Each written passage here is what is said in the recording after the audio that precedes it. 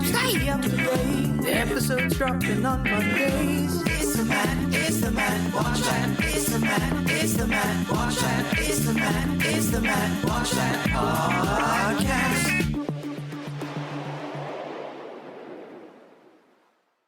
Welcome to the Matt Watch That podcast, the place for reviews, rants, and randomness. I'm your host, Matt Seroski, filmmaker, film fan.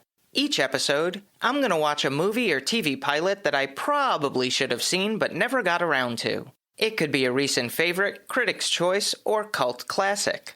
Everyone can join in on the fun. Follow me on Twitter, Instagram, and Facebook, at Matt Seroski. You can subscribe to my YouTube page where I'll post videos and clips from the show. If you have any opinions on what I've discussed or suggestions as to what I should see next, use the hashtag MattWatchThat on social. Before we start, continuing the meeting celebrities theme this season, I wanted to talk about the time that I bumped into two Hollywood legends. I was working at AMC Networks and we sponsored a screening of Goodfellas. It was in celebration of an anniversary, 20, 25, 30. I haven't worked out the math.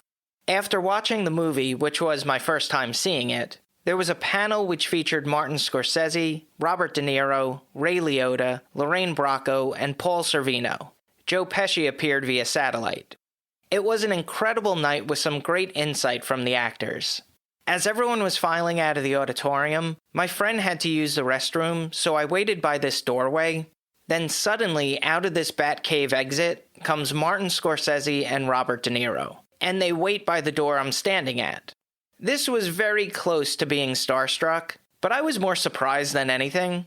And since I can't stand silence, I looked at De Niro, who was closer to me, and said, "Pretty good movie." And embarrassingly, I was probably doing a slight impression of him, or at the very least, a stereotypical Italian accent. Then Scorsese looked over and I said to him, "You got a future." And they both laughed. I made Robert De Niro and Martin Scorsese laugh. Pretty proud moment, I must admit. Then they were escorted into the room. And when my friend came back, I didn't have the heart to tell him the story. Now he'll hear it like the rest of you. On to the main attraction. Each review will end with a ranking out of 5 stars. 1 star is skip it, 2 stars watch at your own risk, 3 stars standard fare, 4 stars worth checking out, and 5 stars must see. Now if I give a title 5 stars, it doesn't mean I'm comparing it to Casablanca, Jaws, or Seinfeld. I rank titles based on other movies or TV series in that genre and at that time period. So let's jump into it. These are my ruminations and observations of the movie Mean Streets from 1973. So how'd I miss it? Well, the 70s in Hollywood was a time where rising filmmakers were pushing the envelope of sex and violence in movies, and it all seemed to start with Bonnie and Clyde in '67. There was a realism to the films now. They were gritty and raw.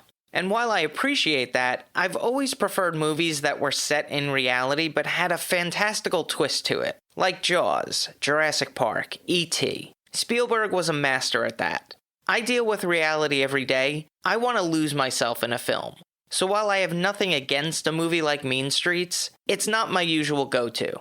It was directed by Martin Scorsese, who helmed Raging Bull, Goodfellas, Casino, basically any movie involving gangsters in the last 50 years, and won an Academy Award for Best Achievement in Directing for The Departed, which, let's be honest, was a career achievement Oscar. I know people rave about that movie, but I thought it was slightly above average. The screenplay was co-written by the director and Marty Martin, who scribed New York, New York, Valentino, and Raging Bull. This is something to look out for. If the church looks familiar, it was also used in The Godfather during the baptism scene. If you're in Manhattan, you can visit St. Patrick's Old Cathedral down in Little Italy. The movie starts with a brief scene before cutting to the main title sequence, which features home movie footage over Be My Baby by the Ronettes. Now, Ronnie Spector died earlier this year, and I think she had one of the most iconic voices. I have a soft spot for Eddie Money's Take Me Home Tonight, which she provided vocals. I hope they're duetting up in heaven. So we meet Charlie Kappa, who's praying at church. He's come out of confession and received penance of 10 Hail Marys and 10 Our Fathers. Boy, they really don't change the playbook in church, do they? But he doesn't feel it's enough to satisfy the sins he's committed. He holds his finger over a votive candle. Charlie is portrayed by Harvey Keitel, known for Reservoir Dogs, From Dusk Till Dawn, Mother Jugs and Speed, and was nominated for Best Actor in a Supporting Role for Bugsy. At the neighborhood bar, Charlie is joined by loan shark Michael Longo, who expresses concerns about Johnny Boy, who owes him money. Charlie says that he'll talk with his friend and straighten him out. When asked why he puts up with that punk, Charlie responds that it's a family thing. He's a good kid. Michael is played by Richard Romanus, who is in episodes of Foul Play, Strike Force, and The Sopranos, where his character was divorced from Dr. Melfi. Johnny Boy makes an appearance at the bar. He's outgoing and flirtatious with the staff. He's accompanied by a couple of ladies he met down at the village. When he goes to buy them a drink and flashes some money, Charlie asks to speak with him in the back room. He confronts Johnny Boy about his debt to Michael and lack of payment on Tuesday, but he denies it, saying he did in fact give money. Charlie suggests they straighten things out with Michael when Johnny Boy confesses he misremembered and didn't actually pay him. Johnny Boy explains that he had the cash, but ran into his neighbor who he owed money to, gave some to his mother, lost the rest gambling. After he's done with his litany of excuses, Charlie takes the money he has and smooths things over with Michael, for the time being.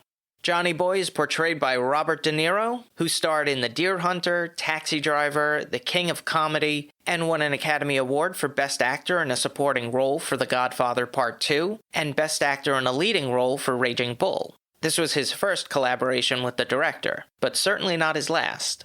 So Charlie visits his Uncle Giovanni, head of the family, who he works for in collecting debts, and explains that a restaurant owner named Oscar claims his business is in bad shape and his partner, Groppy, disappeared, so he's unable to make payments. His uncle tells him to be patient. Don't do anything. Yet. Later, Uncle Giovanni warns Charlie to stay away from Johnny Boy as honorable men go with honorable men, and he's been rising through the ranks of the family business. Being a devout Catholic, he wants to help out his friend, but will Johnny Boy's self-destructive ways bring down Charlie? Here's a quote without context. I like spaghetti and clam sauce, mountains, Francis of Assisi, chickens with lemon and garlic, John Wayne. Mean Streets has all the elements that will weave through the directorial filmography of Martin Scorsese, but it's so interesting to watch the seeds being planted. It definitely feels like an independent film and has that 70s grittiness to it. There were a few sequences where handheld cameras were utilized, which I've never liked. I suppose in action sequences it can work, but when you're filming people talking and the camera is moving, it really bothers me. I read that they didn't have the budget to rent tracks for tracking shots, so I won't hold that against the production. I've worked on independent films where you just have to do what you need to do. We put a cameraman in a wheelbarrow and pulled it to recreate a tracking shot. While we filmed the scene in a bathroom, I was in the tub with the sound equipment. Independent filmmaking at its finest. The storyline is fairly simplistic, so there are moments where you're just watching the actors live within a scene. That's not necessarily a criticism, because the highlight of the film are the performances. The interactions between De Niro and Keitel were incredible. Their back-and-forth dialogue was so smooth. With less experienced actors, it would feel rehearsed. I've always liked De Niro as an actor, but I think he's either underrated or undervalued these days because his acting style has become so uniquely ingrained in the culture that when you see his earlier work, such as Mean Streets, you're blown away by his performance. He's so good, in fact, that when he doesn't appear on screen, it tends to drag a little. He's the energy of the movie. The funniest part is when he rattles off names of people in the neighborhood. Jimmy Sparks, Joey Clams, Frankie Bones. It amuses me. Now for a little trivial trivia. Francis Ford Coppola contributed money to the budget of the film, half of which went to securing the rights to the soundtrack songs. The cinematography was captured by Kent L. Wakeford, whose filmography includes Alice Doesn't Live Here Anymore, Total Exposure, and L.A. Law. It was edited by Sidney Levin, who worked on Nashville, Norma Ray, and Nuts. There was no score, which was interesting to experience. Most movies have even an incidental score. I'm not sure I've watched a movie where there wasn't an orchestral score. Was this the first? Alphonse, look that up for me. But popular music was utilized in its place. The soundtrack featured songs by the Rolling Stones, the Chantels, Derek and the Dominoes, the Ronettes, and Cream. The runtime is 1 hour 52 minutes. The film was shot in 26 days. It had a budget of $500,000 and grossed $3 million at the box office. I give it 3.5 out of 5 stars. Add half a star if you like the 70s realistic type movies. If you've seen Mean Streets and have opinions on the movie, let me know what you think using the hashtag MattWatchThat.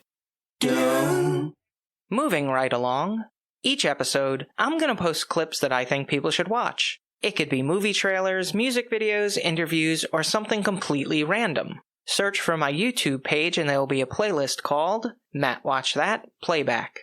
There's a very famous picture of construction workers having lunch on a beam during the building of the RCA building in 1932, which is now known as the Comcast building or 30 Rock. It was a staged photograph taken 800 feet in the air by Charles Ebbets, but it captures the spirit of all workers who contributed to the development of Manhattan and their iconic skyscrapers. So I came across some neat little videos which give some background about the iconic image. They're all available in the Matt Watch That Playback playlist on YouTube. Check it out. Now it's time for the recommendation. Yes, that's the word recommendation with Matt in the middle. I'm going to end each podcast with my own recommendation of a movie or TV series. Today I'm talking about Dexter, developed by James Manos Jr., based on the novel Darkly Dreaming Dexter by Jeff Lindsay. Last year, when it was announced that Dexter would be returning to the Showtime airwaves, I decided to re-binge the entire series. It starred Michael C. Hall as the titular character, Jennifer Carpenter as his sister Deborah, Julie Benz as his partner Rita, James Remar as his deceased father who serves as his conscience, Lauren Velez as Lieutenant Maria LaGuerta, his boss and the head of Miami Metro Homicide Department, and David Zayas as his co-worker and friend Angel Batista. During its initial run, I watched every season, but I don't think anything could match the quality of the first season. It had a great balance of comedy and macabre. The fourth season was memorable because of the performance of John Lithgow and a shocking twist.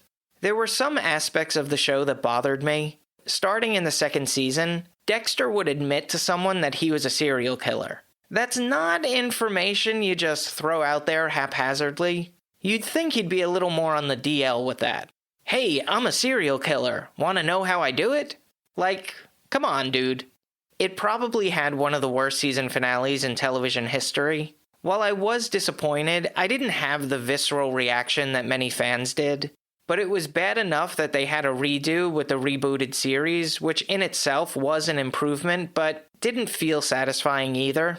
Plus, he went 8 years without anyone finding out he was a serial killer, while working for the police in a major American city.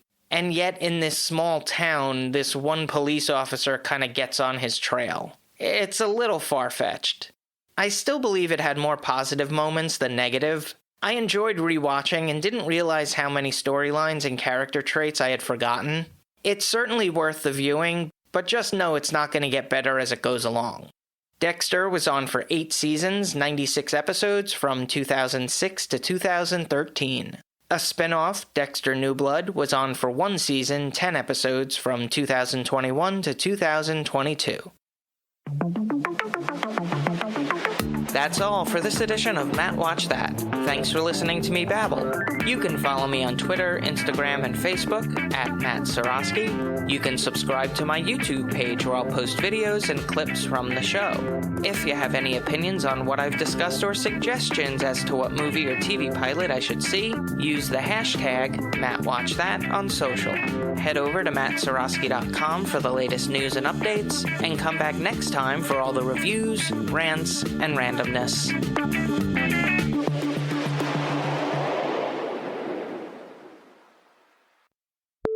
Dexter, developed by James Manos Jr., based on the novel Darkly The